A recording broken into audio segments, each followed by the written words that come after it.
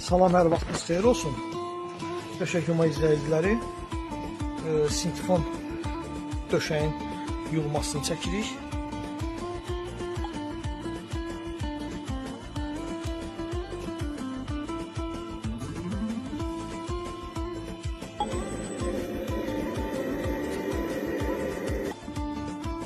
Qeyd etmək istəyirəm, sintifon yorğun döşəklər əl dəyilmədən asılır. Bax, bu şəkildə yuyulur, xüsusi dərmandan istifadə olunur.